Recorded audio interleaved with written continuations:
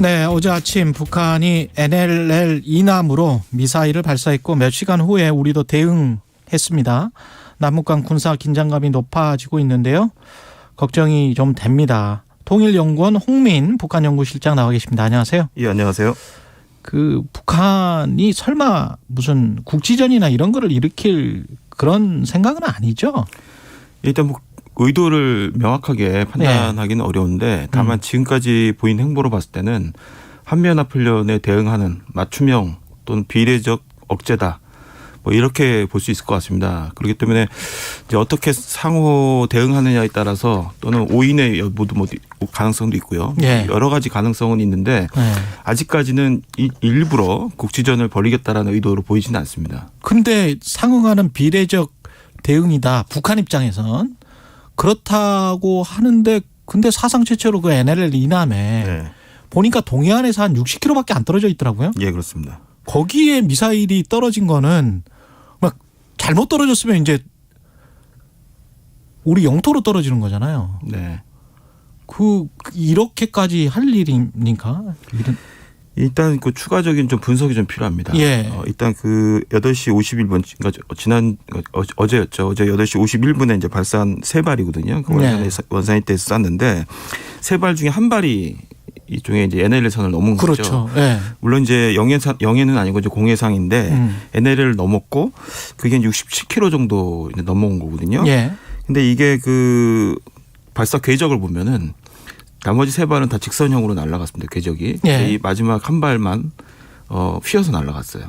휘어서? 예, 휘어서 사실상 이제 그 직선 형식으로 날아가지 않고 휘어서 이제 떨어진 거죠. 그래서 지금 우리 군 당국에서도 이제 추가적인 분석이 필요하다고 하는 이유는 이게 의도성을 갖고 일부러 그 좌표를 찍은 건지 생각을 하고 쏜 것인지 아니면 이것이 이제 일종의 약간의 오발 내지는 잘못된 탄착인지 이거는 조금 이제 추가적인 분석이 필요한 것으로 이제 보여집니다. 근데 만약에 잘못된 탄착이었으면 정말 남북 관계가 이게 항상 긴장을 할 수밖에 없는 게 잘못된 탄착으로 북한이 그렇게 쐈으면 우리는 대응을 안 할 수가 없잖아요. 만약에 우리 국민들이 그걸로 사상을 당했다면 그러면 이제 굉장히 큰일이 되지 않습니까? 그렇습니다. 가장 우려하는 바가 바로 이제 그 오인의 문제하고 그렇게 이제 잘못된 발사의 경우거든요.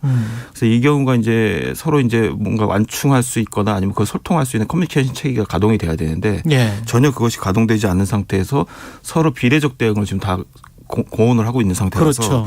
자칫 이렇게 이제 잘못된 발사가 오인 형식으로 이제 대응을 할 경우에는 사실상 국지전 형태로 이제 돌입할 가능성이 높아지는 거죠. 그래서 매우 위험한 상황은 맞습니다. 지난번에 강원도에서 우리도 이제 혐우였잖아요. 네, 혐우가 잘못 발사돼 가지고 큰일 날 뻔했는데 그게 지금 저쪽도 북한도 끔찍한 대가를 치르게 될 것, 우리도 지금 분명한 대가를 치르게 될 것 이렇게 서로 이제 말로 응수를 하고 있는데 상호간에 그러면 이쪽이 쏘고 저쪽이 분명히 먼저 쐈으니까 북한이 쏘면 우리도 그러면 상응해서 계속 그 대응 사격을 할 수밖에 없는 거죠 지금.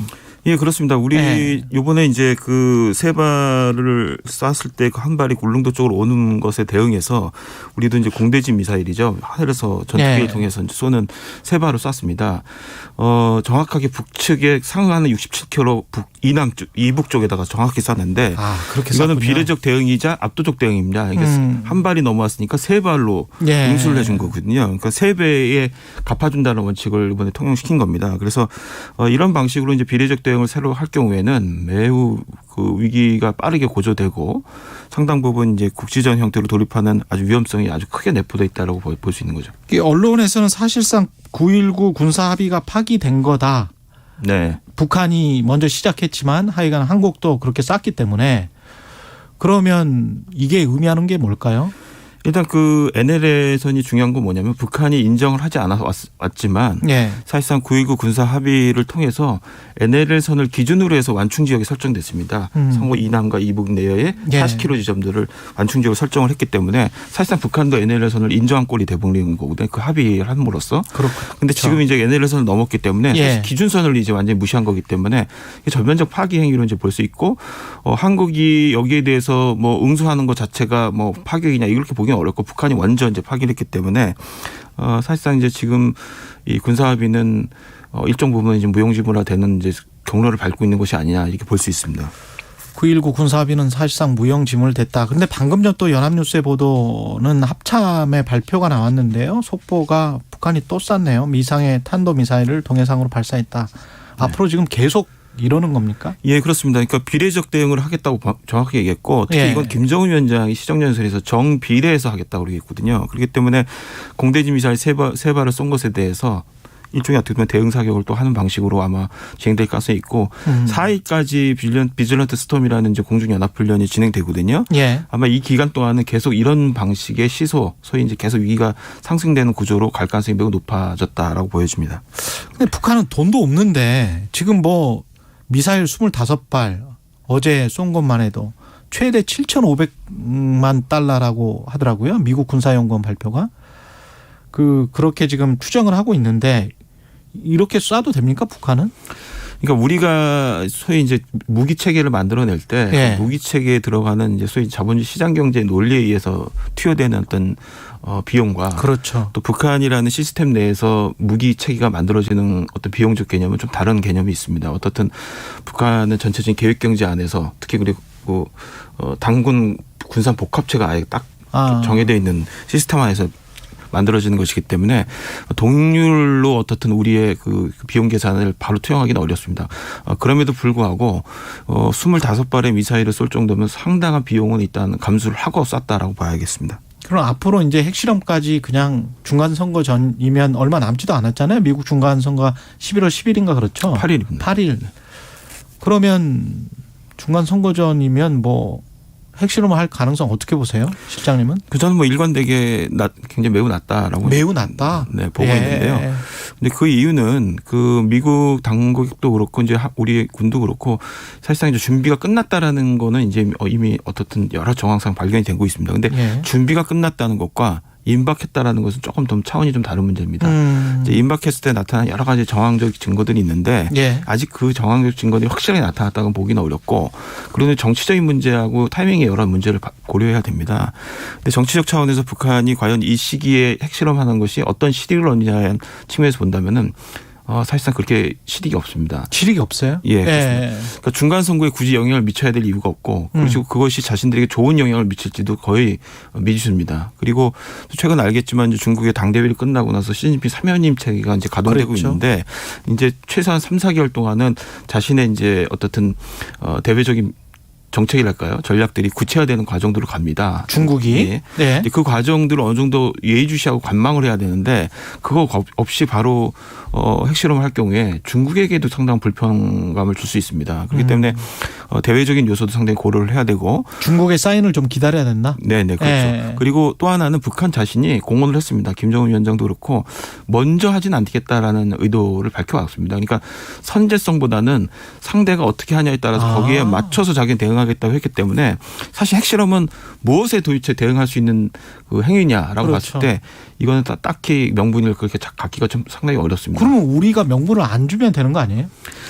예, 그러기 위해서는 이제 어떻든 우리도 확장학전력에 대한 수요가 있고 그것을 확장해서 나름대로 안보를 튼튼해야 되는 부분이 있기 때문에 전적으로 확장학전력을 줄이거나 그거를 등한시할 수는 없거든요. 그렇죠. 그렇기 때문에 확장학전력의 수요에 맞게 우리는 가는 것인데 북한도 역시 이 확장학전력에 대해서는 굉장한 공포와 두려움을 갖고 있고 특히 이번에 이제 비질런트 스톰 같은 경우에는 자세히 무게 살펴보면은 지금 일본 기지에 있는 그러니까 전 세계 해외 주둔 기지 중에서 가장 큰 공군 기지가 일본에 있습니다. 이와쿠니에 있는데 이거 이와쿠니 기지에 F-35B가 이번에 처음으로 한국 이번에 이제 이 훈련에 참여를 하는데 이 무기가 무장력이 굉장합니다.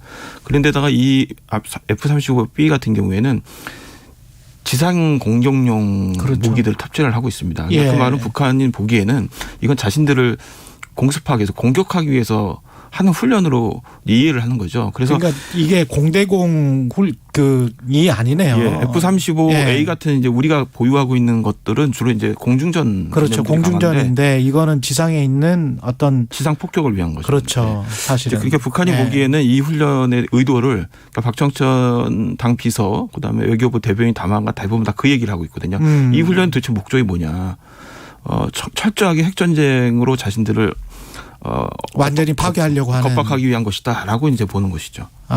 북한이 그만큼 어떤 위협이나 두려움을 느낄 만한 무기네요. F-35B라면. 네. 그래서 자신들이 이런 대응에 대해서 이유를 정확히 얘기했습니다. 박정청 당비서 같은 경우에는 연합훈련 하는 것에 대해서. 그러니까 지금 연쇄적으로 4월부터 계속 촘촘하게 한미연합훈련이 대규모로 이제 진행되는 부분에 대한 굉장한 이제 그 불편감을 표시를 했고, 또 하나가 이제 최근에 이제 뭐 망언이라고 이제 북한에서는 표현을 하고 있는데, 미국의 이제 NPR 핵태세 검토 보고서가 이제 공개가 됐는데, 그 공개된 내용에는 북한이 핵을 사용할 경우에는 정권의 종말을 가하도록 하겠다, 뭐 이런 이제 표현이 들어가 있습니다. 물론 이제 과거에도 들어갔던 유사한 말인데, 이제 북한이 여기에 대해서 이제 상당한 이제 민감한 반응을 보이면서 이 망언을 이제 처리하거나 또는 한미연합훈련 중단하지 않으면 계속 비례적 대응을 하겠다라고 이제 공언을 한 상태입니다.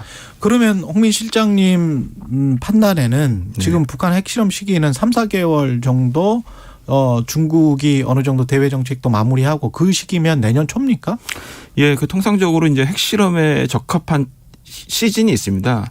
보통 이제 땅 지반이 굉장히 단단하고 그다음에 좀 건조한 날씨 이런 게 이제 기후 조건이 필요한데, 보통 이제 올해는 9월까지 거의 풍계리 지역이 거의 그 굉장히 강우량이 많았습니다. 그렇기 때문에 상당히 지반이 약해서 어렵고, 또 한편에서는 이제 적절하게 대외적인 흐름들이 어떻게 가는지를 파악을 해야 되는데, 중간 선거 이후의 결과에 따라서 미국이 대북 정책에 있어서 어떤 일정한 변화가 생길지에도 지켜봐야 됩니다. 그거 좀 보고. 예, 그리고 이제 시진핑 국가주석이 대미 전략을 어떻게 펼치는 것들 봐야 되기 때문에 그 대미 전략의 강도에 따라서 본인들의 북한의 어떤 한미에 대한 일종의 대응도 그 강도를 상당 부분 조절할 수도 있거든요. 그렇기 때문에 최소 몇 개월 정도는 예의주시할 가능성이 매우 높다. 이런 식의 미사일 도발 정도만 하고. 예, 그렇습니다. 근데 이제 우려되는 거는 11월, 12월에도 남은 기간에도 이 한미 공중연합훈련 이외에도 몇 개의 한미연합훈련이 또 예정되어 있는 부분이 있는 것 같습니다. 그렇기 때문에 북한이 보통 11월, 12월이 휴지기, 그래서 미사일을 잘 발사하지 않는 시즌인데, 연합훈련에 이제 대응하는 차원에서는 아마 계속적으로 11월, 12월도 긴장이 계속 유지될 가능성이 높다고 보여집니다. 20초밖에 안 남았는데 북한이 러시아에 미사일 제공하는 거 만약에 제공을 하면, 아직 확정은 안 된 것 같습니다. 그 최종 선적은 안 된 것 같은데, 그러면 미국이 어떤 제재를 할 수 있습니까? 근데 구체적으로, 그러니까 물론 이제 제재 명단을 추가하거나 기본적인 독자 제재의 어떤 그 형식을 빌릴 수도 있는데, 실효성의 문제에서는 크게 효과를 발휘하기는 어려울 것 같습니다. 통일연구원의 홍민 북한연구실장이었습니다. 고맙습니다. 감사합니다.